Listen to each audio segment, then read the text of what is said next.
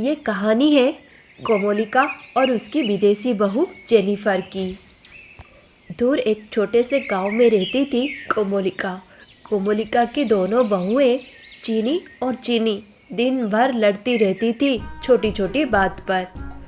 अरे जब मैंने कल ही तुझे बोल दिया था कि सुबह पोहे बनेंगे तो तुम ये सब्जी और पराठे बनाने की तैयारियां क्यों कर रही हो? कौन खाएगा तुम्हारे हाथ की सब्जी और पराठे? अरे दीदी, हाँ मुझे बहुत पसंद है पराठे, तो पराठे बनाऊंगी और पराठे के साथ सब्जी। हाँ अरे सब्जी नहीं बनेगी, पोहे बनेंगे पोहे। क्या दीदी तुम भी, हाँ मुझे क्या मणि समझ रखा है जो तुम बोलोगी पोहे बनेंगे सब्जी नहीं बनेगी और मैं डर जाऊं, थर थर कांप के पोहे बनाने लगूं? ना, सब्जी ही बनेगी। अरे बोल दिया ना पोहे बनेंगे, ना दीदी सब्जी बनेगी। हाँ देखो तो कैसे मुझसे बात कर रही है। ऐसे बात करते हैं कोई? तुझमें तो कोई संस्कार नहीं है, तूने अपने घर से कुछ भी नहीं सीखा है। अरे रे देखो तो, हाँ मेरे घर वालों का नाम ले रही हो आप? हाँ आपके संस्कार नहीं होंगे। रुकिए मैं अब भी जाकर सासू माँ को सारी बात बोल देती हूँ। अरे सासू माँ के पास आने की कोई जरूरत नहीं, सासू माँ खुद यहाँ पर आ गई। छी छी छी, इतना चिल्लाती रहती हो दोनों सुबह सुबह उठकर। हाँ मैं तो क्या, आसपास के पड़ोसी भी परेशान हो गए हैं तुम दोनों से। छी छी छी, गांव भर में हंसाई हो रही है, हर कोई थू थू कर रहा है। मेरे घर की इतनी शान और शौकत है, इतनी इज्जत है, पर तुम दोनों ने सब कुछ बर्बाद कर रखा है। हाँ माँ जी देखिए ना, दीदी मुझसे कैसी बात कर रही है। नहीं माँ, ये मुझसे कैसी बात कर रही है? चीनी को तो बिल्कुल संस्कार नहीं है। हाँ जैसे तुम में संस्कार कूट कूट के भरे हुए हैं। छी छी छी, मुझे अच्छे से पता है दोनों क्यों ऐसे लड़ती रहती हो। दोनों चाहती हो कि इस घर का बंटवारा कर दूं मैं तुम दोनों की लड़ाई से तंग आकर, ताकि तुम अपना अपना हिस्सा लेकर आराम से रहो। ये कभी नहीं हो सकता मेरे जीते हुए। छी भगवान, मैं कभी नहीं चाहूंगी कि मेरे 3 बेटे ऐसे अलग हो जाए। मुझे ये बिल्कुल ठीक नहीं लगता है। कितना समझा चुकी हूँ तुम दोनों को, पर मेरी एक बात भी नहीं सुनती हो। पर बोल देती हूँ, कितना भी लड़ो तुम लोग, मैं इस घर का बंटवारा नहीं करने वाली। और हाँ, पोहे और पराठे सब्जी ये कुछ नहीं बनेगा। आज पूरी बनेगी और आलू की सब्जी बनेगी, समझ गए दोनों? हाँ माँ, पूरी तो मुझे बहुत पसंद है और मुझे आलू की सब्जी। हाँ माँ, हम दोनों वही बना लेते हैं। चीनी दीदी, मुझे लगता है माँ जी बहुत परेशान है। हाँ चीनी, परेशान तो होगी ना, तुम जैसी बहू जिसके घर में आ जाए वो सास तो परेशान रहेगी। वैसे मैं भी बहुत परेशान हूँ तुमसे। वैसे चीनी सच्ची बोल रही थी, कोमोलिका बहुत परेशान थी। कोमोलिका का छोटा बेटा मनोज ने विदेश में शादी कर ली थी। इस बात से उसका मन बहुत ही दुखी था। वैसे कोमोलिका के 3 बेटे थे। 2 बेटों की शादी उसने अपनी मनपसंद की लड़कियों से कर ली, पर चीनी और जीनी की हरकतें देखकर वो बहुत परेशान रहने लगी। ऊपर से उसका छोटा बेटा मनोज विदेश गया था पढ़ाई करने। उसे तो कृषि वैज्ञानिक बनना था, अपने गांव में खेती करके अपने माँ बाप का नाम रोशन करना था। पर 3 साल की पढ़ाई में उसने एक लड़की को पसंद कर लिया वहाँ पर, और उसी विदेशी लड़की को 2 साल पहले ही शादी कर लिया। और इस बात से कोमोलिका बहुत दुखी हो गई। उसे बिल्कुल पसंद नहीं थी अपनी विदेशी बहू, और विदेशी बहू कल ही आने वाली थी पहली बार अपने ससुराल में। देखो तो क्या परेशानी है, ऊपर से ये दोनों, हाँ नाक में दम करके रखा है मेरे। क्या करूं, अच्छे से पता है दोनों अलग अलग होना चाहती है कि इस घर का बंटवारा हो जाए। कितना दिन संभालूंगी मैं, मेरे सारे सपने टूट गए। हाँ देखो तो, सोचा था 3 बेटों की शादी करूंगी और आराम से रहूंगी। कितना कुछ कष्ट करके मैंने इन बच्चों को पाला, पर फिर भी अकेली 3 बच्चों को पालना कितना मुश्किल होता है। पर देखो मेरे बच्चे कहाँ मुझे समझते हैं। 2 लड़के इन 2 बहुओं को तो ठीक से संभाल नहीं पाती है। ऊपर से छोटा बेटा विदेशी लड़की से शादी कर लिया है। 3 साल की पढ़ाई थी, शादी तो पढ़ाई पूरी होने से पहले ही कर ली उसने। पता नहीं क्या होगा। वैसे रोज फोन करता है मुझे, पर मैं ज़्यादा बात नहीं करती उससे। क्या बात करूं, दिल तोड़ दिया है उसने मेरा। उस विदेशी लड़की की सारी करतूत होगी, उसी ने मेरे बेटे को फंसाया होगा। हाँ हाँ, सारी गलती उसी लड़की की होगी। हाँ, नहीं तो मेरा बेटा इतना भोला है। वैसे मेरे बेटे को भी अच्छे से पता है कि मैं इस रिश्ते से खुश नहीं हूँ, पर मुझसे कितना प्यार करता है। मैं उससे ठीक से बात नहीं करती, पर रोज मुझे फ़ोन करता है, मेरा हालचाल पूछता है।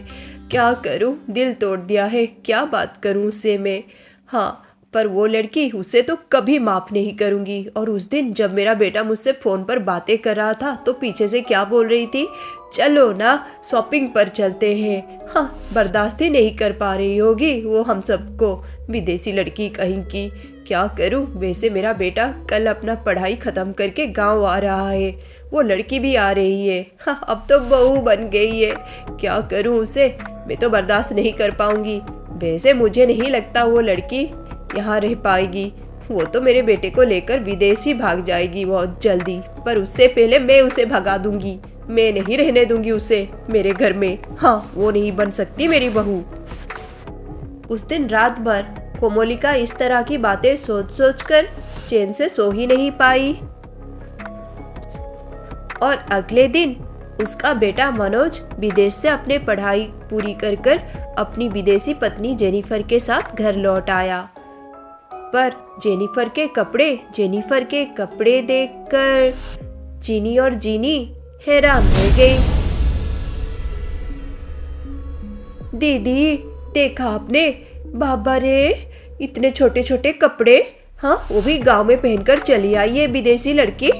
हाँ, उसके छोटे कपड़े तुम्हारे मन से तो ज्यादा छोटे नहीं है। हाँ, बड़ी आई।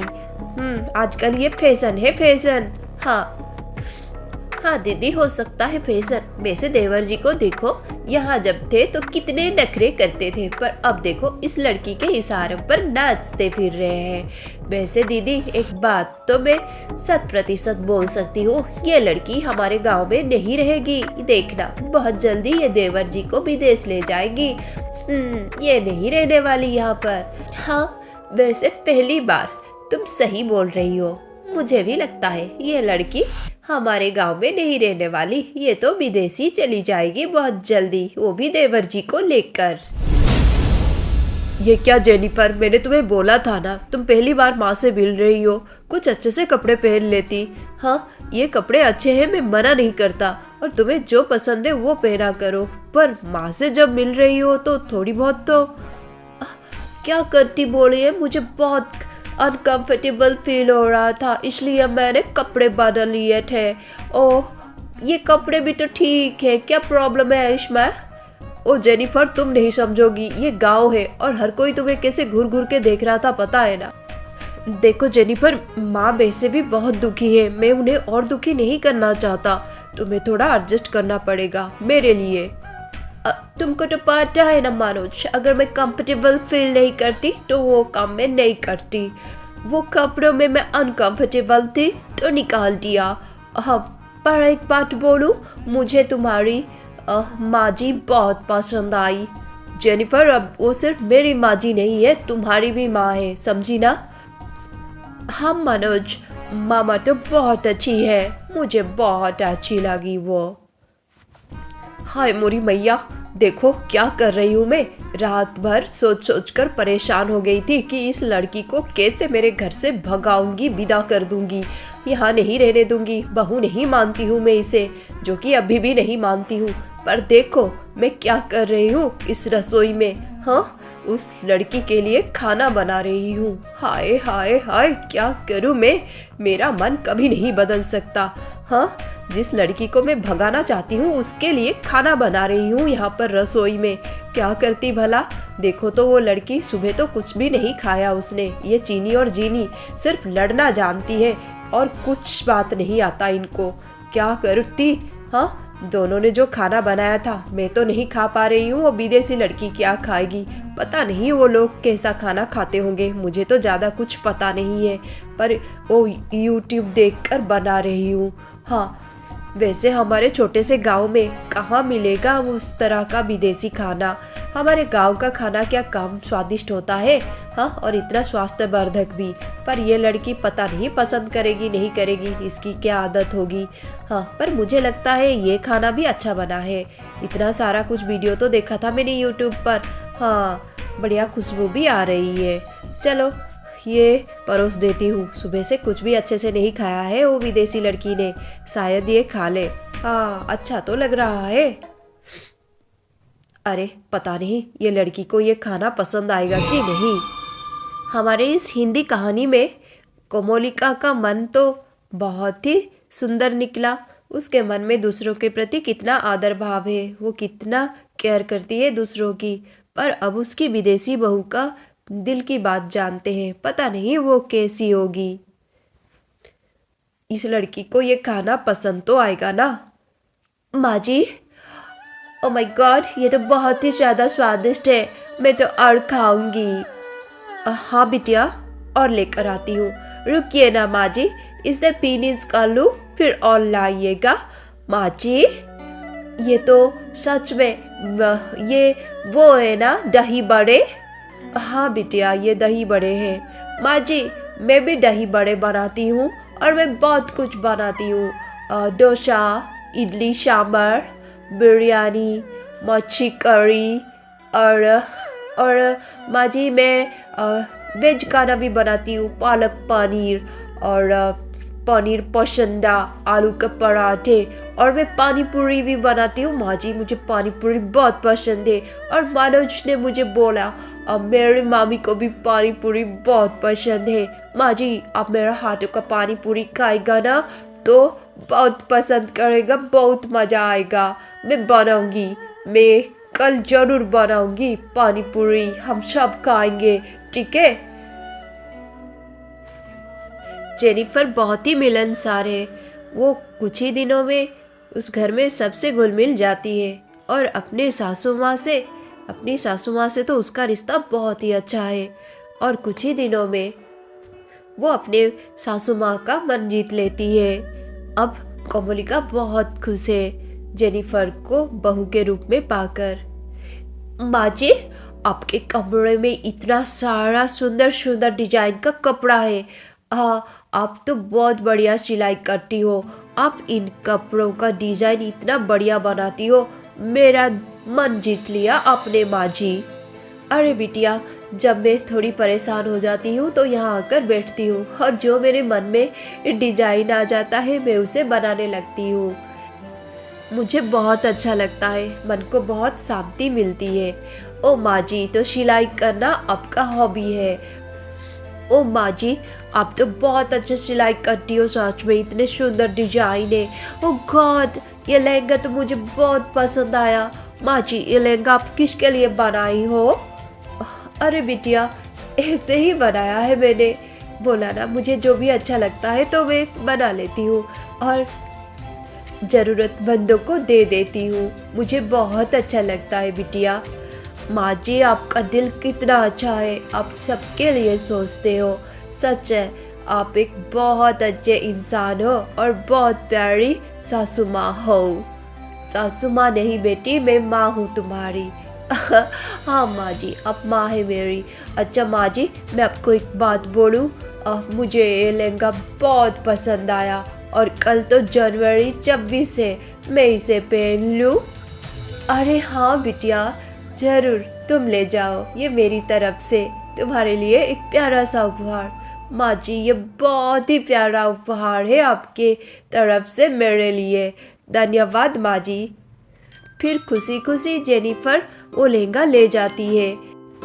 मुझे तो सिलाई करना बहुत पसंद है और सुंदर सुंदर डिज़ाइन बनाना भी। देखो तो, हाँ, मैं सबको अपने बनाए हुए डिज़ाइन उपहार में देती हूँ और लोग कितने खुश होते हैं। उन्हें देखकर मुझे भी बहुत खुशी है। मैंने तो जीनी और चीनी के लिए बहुत सारे कपड़े बनाए, पर एक बार भी उन्होंने पसंद नहीं किया। उनको तो मेरे डिज़ाइन किए हुए कपड़ों को देखना तक पसंद नहीं है। कितने बार उनको मैंने दिया और कभी वो नीचे पड़े रहते, कभी कहीं पर फेंक देते। हाँ, उन्हें तो कदर ही नहीं है। छोड़ो, जाने दो, सबकी अपनी अपनी पसंद है। पर जेनिफर को इतना पसंद आया मेरा बनाया हुआ लहंगा। चलो अच्छा है।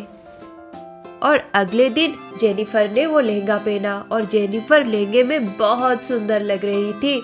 हर कोई जेनिफर की तारीफ कर रहा था। ये देखकर बाबा रे दीदी, मुझे तो लगता है ये कोई हिंदी कहानी है। हिंदी कहानियाँ चल रही है यहाँ पर। मैं तो सोच रही थी 2 ही दिन में ये देवर जी को लेकर यहाँ से चली जाएगी, पर देखो दीदी, इसने तो कहानी ही बदल दी। हाँ, सासू माँ को तो माँ बना लिया है इसने, चहीती बन गई है। और सासू माँ देखो तो इतना अच्छा सुंदर का लहंगा उसे बनाकर दे दिया। हमको तो कभी इतना अच्छा लहंगा बनाकर नहीं दिया है। चल झूठी, और झूठ ना बोल। हाँ, सासू माँ ने हमेशा हमारे लिए इतने सुंदर सुंदर लहंगे बनाए थे और इतने सुंदर सुंदर डिजाइन के कपड़े, पर हमने ही उनकी कदर नहीं की। हाँ, हमारी ही गलती है। जो इस विदेशी लड़की ने कर दिखाया वो सब तो हमें करना चाहिए था। अब क्या करें हम। हाँ, गलती तो हो गई हमसे। हमने तो हमारी पैर पर ही कुराड़ी मार ली है। दीदी, शायद तुम सच बोल रही हो, पर अभी भी देर नहीं हुई है। हम भी माँ जी का मन जीत सकती है। अगर ये लड़की जीत सकती है तो हम क्यों नहीं जीत सकते। और उस दिन से उस घर में बहुत कुछ बदल जाता है। अब चीनी और जीनी भी अपनी सासू माँ का बहुत सम्मान करने लगते हैं और अपने सासू माँ का मन जीतने की कोशिश करते हैं। मनोज और जेनिफर विदेश वापस नहीं जाते, वो गांव में ही रहते हैं। मनोज बहुत नाम कमाता है एक अच्छा कृषि वैज्ञानिक बनकर। इस तरह इस कहानी की बहुत ही सुखद अंत होता है। कोमोलिका और उसकी विदेशी बहू जेनिफर और उसका सारा परिवार बहुत ही हंसी खुशी में रहते हैं।